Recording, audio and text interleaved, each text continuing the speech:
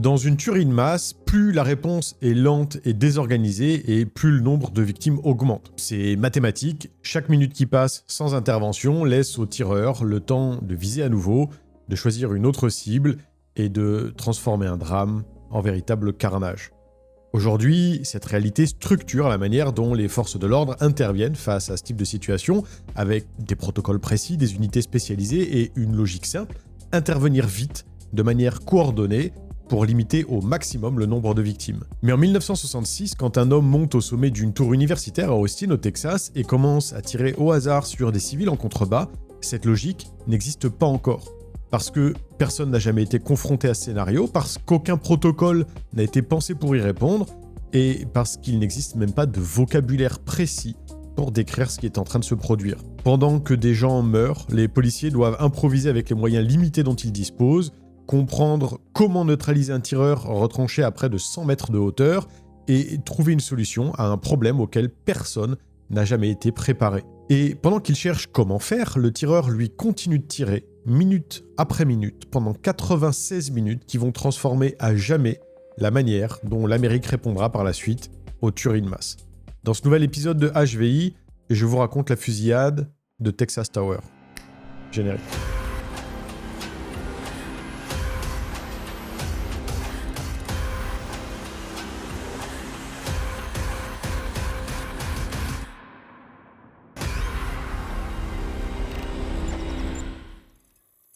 Retrouvez dès aujourd'hui vos épisodes préférés de HVI en format podcast.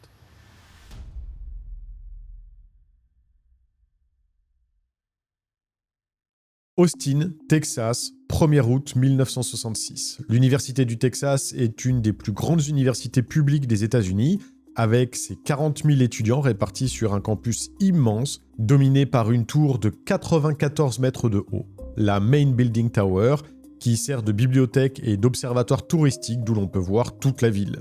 Ce jour-là, il fait chaud, près de 38 degrés, et le campus grouille de monde. Des étudiants se dirigent vers leurs cours, d'autres traînent à l'ombre, certains discutent assis sur les marches, quelques-uns traversent le South Mall, cette grande esplanade pavée qui coupe le campus en deux, et parmi eux, Claire Wilson, 18 ans, enceinte de 8 mois, marche main dans la main avec son petit ami Thomas Heckman, 18 ans lui aussi, et tous les deux se dirigent vers leur cours d'anthropologie.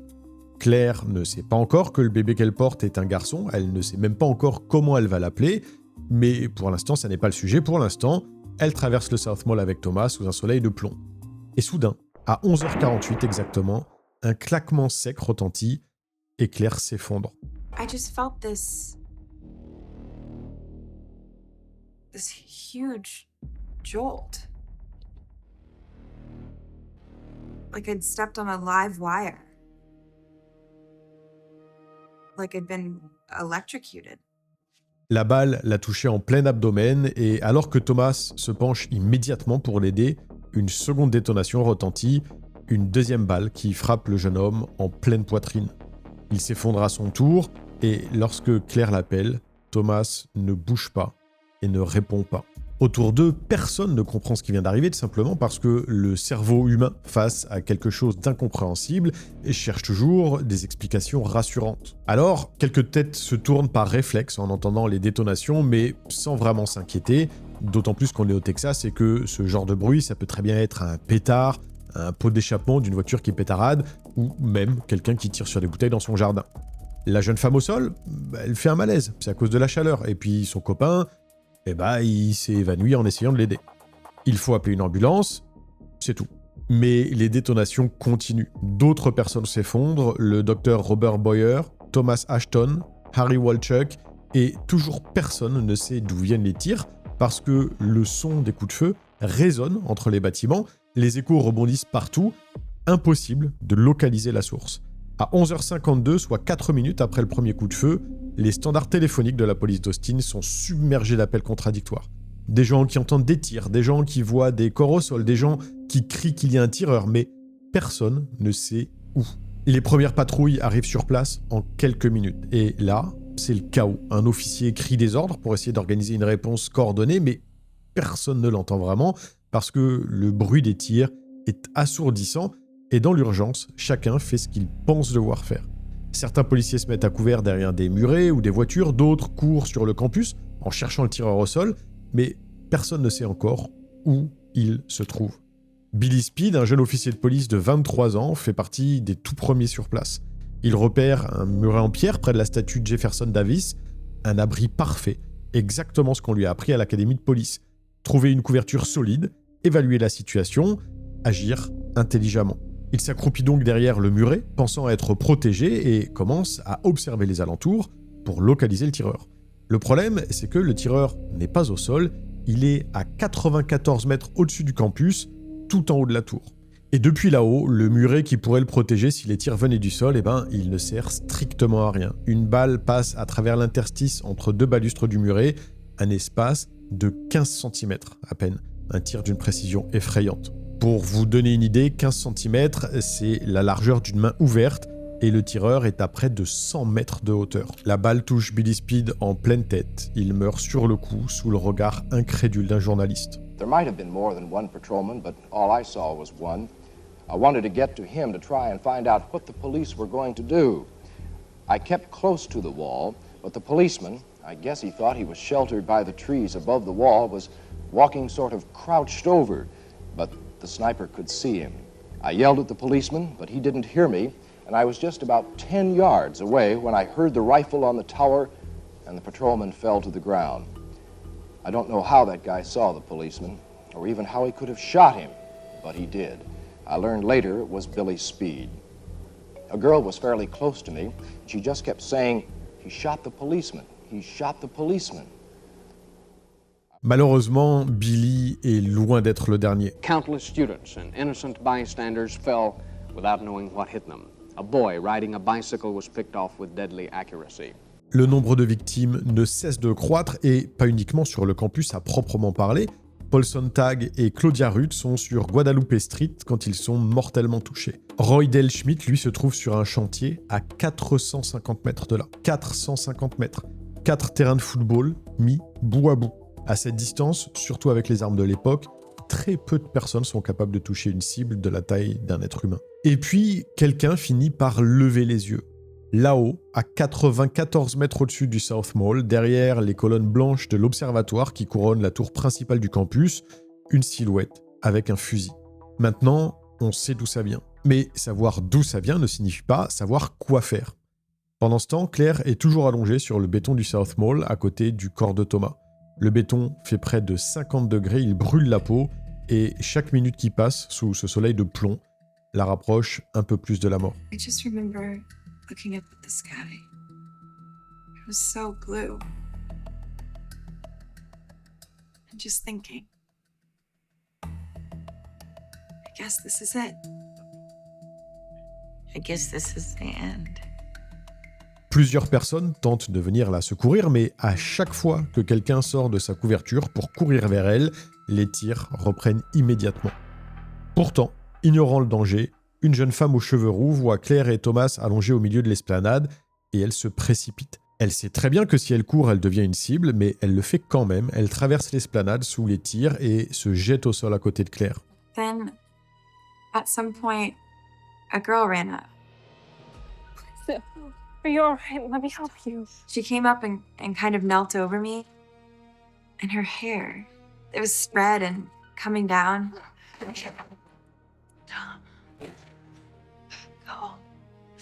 Go. Down.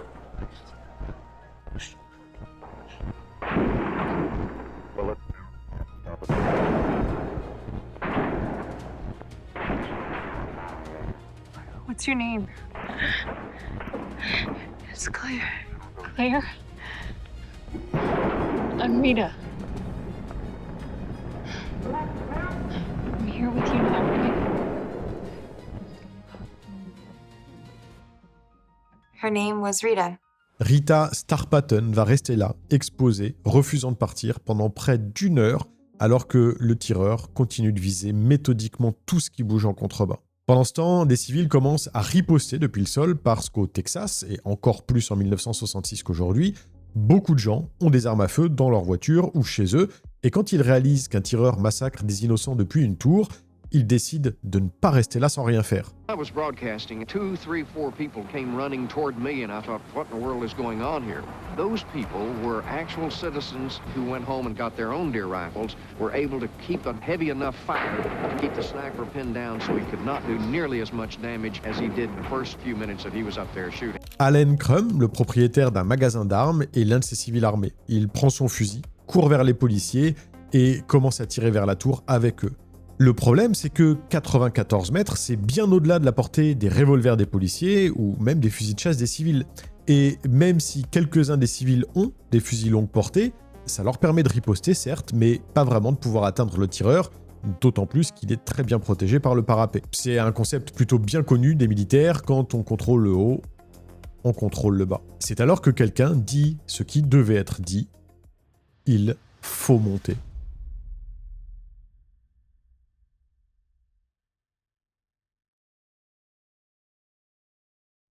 My mission was to stop the shooting, get the shooter.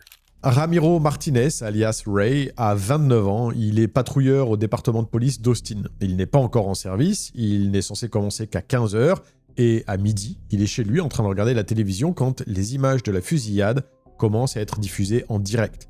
Il voit les corps au sol, les gens qui courent pour se mettre à l'abri, les policiers qui ne savent pas quoi faire, et il prend une décision qui n'a rien d'évident.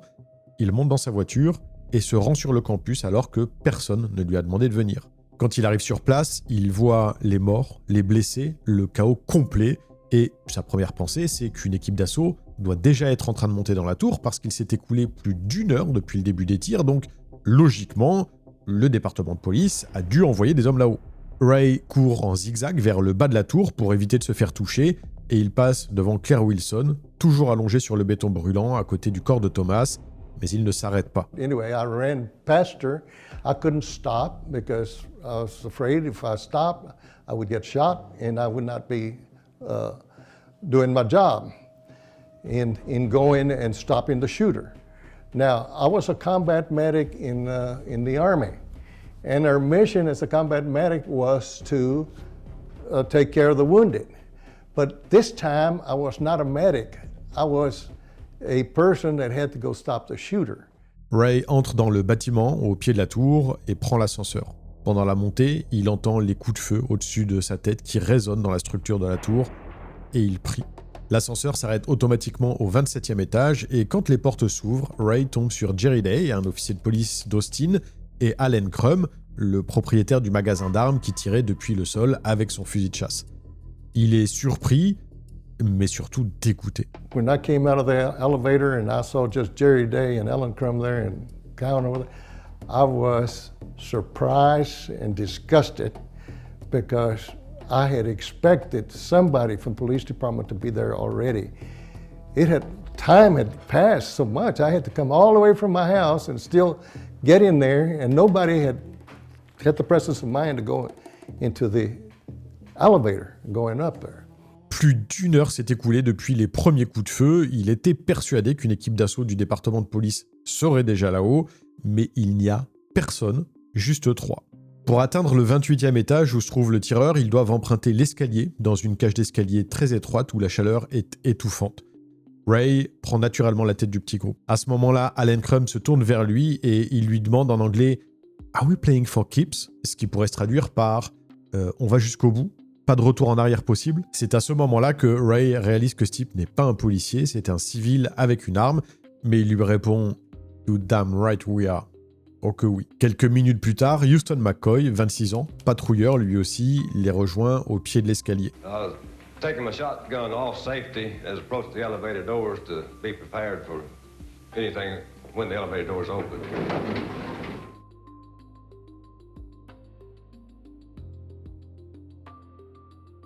Quatre hommes, 3 flics, un civil. Aucune formation, aucun plan, juste une cage d'escalier et un tireur qui les attend en haut. Au 28e étage, ils découvrent une barricade faite avec un bureau et des chaises, ainsi qu'une femme qui gît dans une mare de sang derrière un canapé avec un traumatisme crânien massif. Et un peu plus loin dans l'escalier menant à la plateforme d'observation, 3 autres corps, visiblement une famille de touristes, qui ont, eux, été abattus. Ray, Houston, Jerry et Allen doivent enjamber ces corps pour continuer à monter. Ils progressent lentement, l'un d'eux couvre pendant que les autres avancent, des tactiques complètement improvisées sur le moment. Dans les dernières marches qui mènent à la plateforme du 28e, Ray dit à Allen « Reste ici, vise par là, s'il apparaît, tu tires. Nous, on va le chercher. » Puis les 3 policiers arrivent à la porte donnant sur l'observatoire extérieur, cette plateforme qui fait le tour complet de la tour, avec une vue à 360 degrés sur tout Austin. Ils ouvrent prudemment la porte parce que le tireur peut être n'importe où sur cette plateforme circulaire, et Ray et Houston se séparent, chacun prend un côté, ils progressent le long du muret en restant courbés, d'autant plus qu'en contrebas, les civils armés continuent à tirer vers la tour depuis le sol. I was doing what I call the duck walk because I had to stay low so that people couldn't shoot me from below. The people that shot at the sniper, of course, I mean civilians, some of them have been criticized over the years, you know, vigilantes and whatever. But they did do a good service. Once they started shooting at him, of course, then he had to get behind the wall and shoot out of the rain spouts. Limited his number of targets. Sans ces civils qui tiraient depuis le sol, non seulement le tireur aurait sans doute fait plus de victimes, mais surtout, Ray et Houston n'auraient probablement jamais pu monter sur cette plateforme sans se faire abattre immédiatement. Même si cette riposte improvisée crée aussi un danger permanent, les policiers avancent en sachant pertinemment qu'ils peuvent être pris pour le tireur par les gens en contrebas. Et soudain, les tirs depuis la plateforme cessent. Silence complet. Juste le bruit du vent et des sirènes en contrebas. Ray et Houston échangent un regard, ils ne savent pas si c'est fini, si le tireur recharge, s'il s'est déplacé ou alors s'il les a entendus et qu'il les attend au tournant. Le silence dure une trentaine de secondes. Les officiers continuent d'avancer très lentement et les tirs reprennent aussi soudainement qu'ils s'étaient arrêtés. Et puis, au détour d'un mur, Ray Martinez voit le tireur.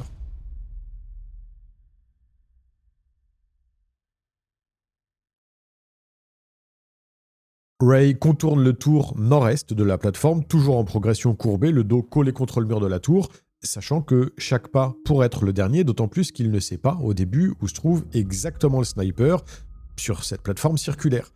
Et soudain, il est là, à moins de 10 mètres, assis avec sa carabine M1 posée sur les genoux, parfaitement immobile, en train de viser quelqu'un en contrebas. Ray est convaincu qu'il vise Allen Crum, qui a quitté sa position et qu'il va se faire tuer, alors il n'hésite pas une seule seconde. So I drew a bead on the left side and fired because I was taught to always go for the mass, the biggest part of the body. So in case you deviate from your aim, you can still hit him somewhere. So I aimed at body mass, and I could tell that I hit him by the impact, the way he rose up and with the M1 carbine, and he jumped up and turned, and as he was turning, I could see the muzzle blast. In other words, he had pulled the trigger and he was shot. I could see the muzzle blast. En se retournant, l'homme tire vers Ray et la balle passe à quelques centimètres de lui seulement, mais il continue d'avancer, toujours en duck walk, et surtout, il continue de tirer. Il vide son barillet entier, 6 coups en quelques secondes, et pendant qu'il tire, il crie à Houston McCoy de tirer lui aussi. Pendant que le tireur est occupé avec Ray, Houston McCoy surgit avec son fusil à pompe et il tire 2 fois. La première des charges atteint le tireur en plein visage.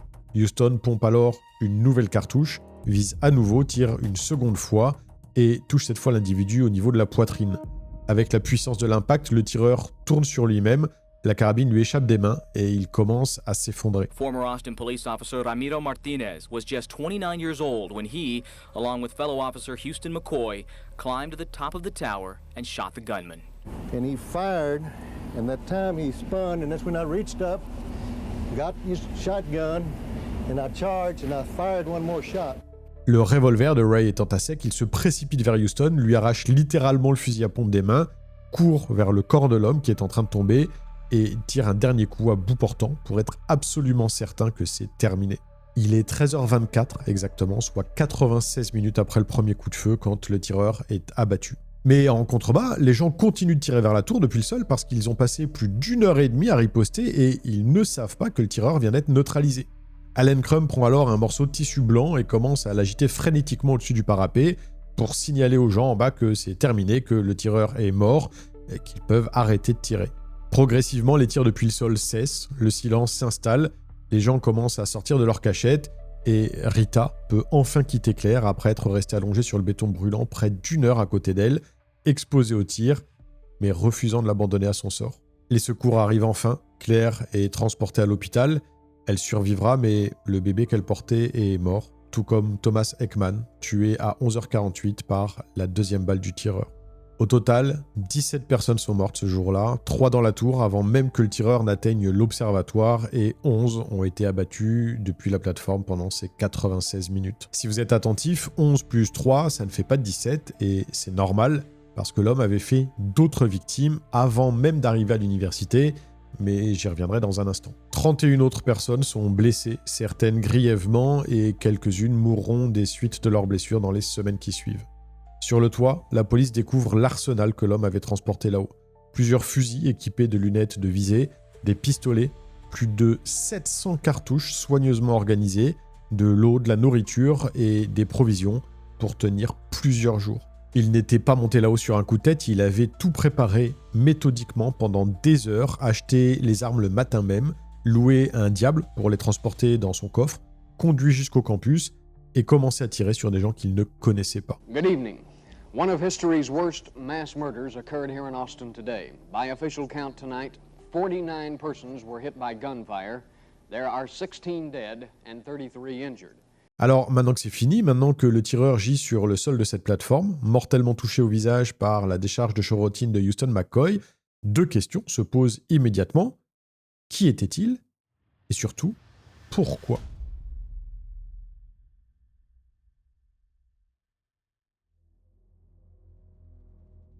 Après coup, beaucoup vont chercher une explication, une raison, quelque chose qui permettrait de comprendre. L'homme s'appelait Charles Joseph Whitman, il avait 25 ans. Né en Floride en 1941, son père était un homme d'affaires prospère, spécialisé dans la plomberie, mais derrière cette réussite se cachait un homme violent. Whitman Senior battait régulièrement sa femme Margaret et ses 3 fils, et Charles Junior, l'aîné, est celui qui a subi le plus parce qu'à chaque fois, il tentait de protéger sa mère et ses frères. C'est une discipline militaire qui était imposée à coups de ceinture, des repas en silence, l'interdiction de pleurer, bref, une enfance où la terreur a remplacé l'affection.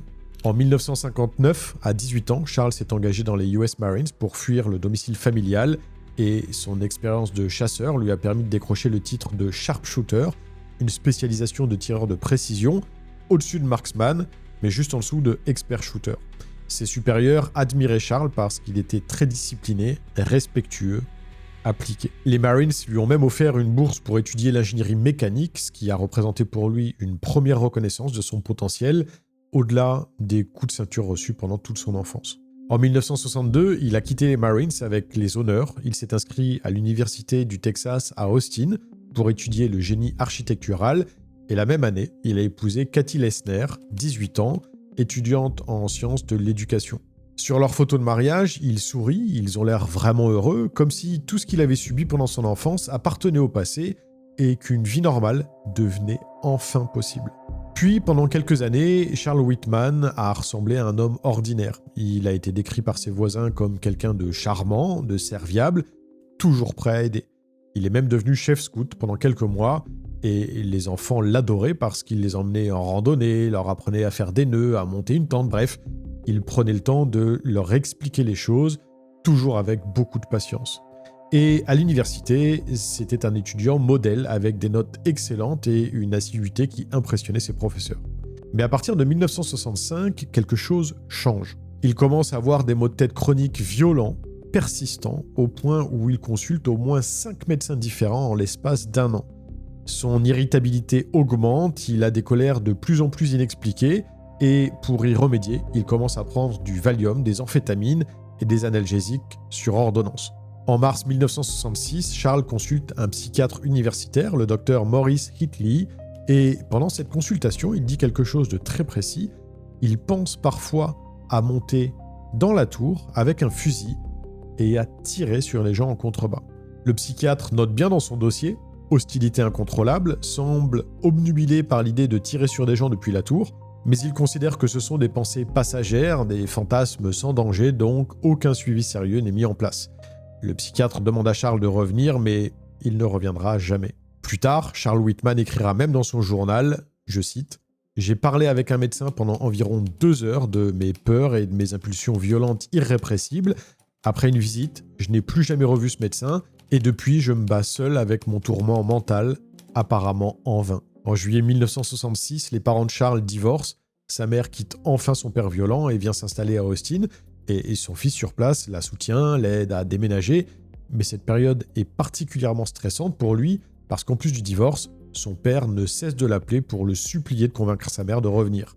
Et puis vient la nuit du 31 juillet au 1er août 1966. Vers minuit, Charles va chez sa mère dans son appartement, la poignarde 3 fois, lui tire une balle dans la tête et laisse une note à côté du corps sur laquelle il écrit « Je l'aimais énormément ». Il rentre ensuite chez lui. Cathy, son épouse, dort paisiblement dans leur lit. Il la poignarde 3 fois, elle aussi, dans son sommeil, et laisse une seconde note, plus longue cette fois, dans laquelle il écrit « Je ne comprends pas vraiment ce que je suis en train de faire. J'ai connu récemment des pensées inhabituelles et irrationnelles. » Et puis un peu plus loin, « Après ma mort, je souhaite qu'une autopsie soit pratiquée sur moi pour voir s'il existe un trouble physique visible. » Le matin du 1er août, il se lève, prépare son arsenal pendant plusieurs heures, achète des armes et des munitions dans plusieurs magasins, loue le fameux diable pour transporter son coffre militaire, et il monte dans la tour. Et, fait troublant, après la mort de Charles, l'autopsie est pratiquée comme il l'avait demandé, et les médecins découvrent une tumeur cérébrale de la taille d'une pièce de monnaie, un glioblastome situé sous le thalamus qui exerçait une pression sur l'amygdale et l'hypothalamus, précisément la zone du cerveau qui régule l'agressivité, la peur et les impulsions. Alors, voilà le dilemme. La tumeur explique-t-elle ce qui s'est passé ou est-ce qu'elle nous donne juste une excuse à laquelle on aimerait croire parce que c'est plus rassurant que d'accepter qu'un homme apparemment normal puisse faire ça sans aucune raison médicale. Et une autre question est omniprésente. Pourquoi a-t-il fallu 96 minutes pour mettre fin au massacre? Pas parce que Whitman était un tireur exceptionnel, même si c'était un bon tireur, pas parce que la police était lente ou incompétente, les premiers effectifs étaient sur place en quelques minutes seulement, mais parce que, ce jour-là, personne ne savait quoi faire. À aucun moment, quelqu'un n'a dit « voilà la procédure à suivre » et les hommes qui sont montés dans cette tour n'avaient pas la moindre idée de ce qu'ils allaient trouver en haut, ni même de comment ils devaient agir une fois face au tireur. Les 3 policiers ont improvisé avec Alan Crum, un civil, parce qu'il n'y avait personne d'autre, parce qu'aucune équipe spécialisée n'existait, parce qu'aucune doctrine n'avait été pensée pour ce type de situation. Pour vous dire, à cette époque, le 911 n'existait même pas, les appels ont été reçus au standard téléphonique du commissariat d'Austin. Le terme « active shooter », tireur actif, n'apparaîtra dans le vocabulaire policier que des décennies plus tard. Et donc, suite à cette journée tragique, l'Amérique va devoir imaginer une réponse.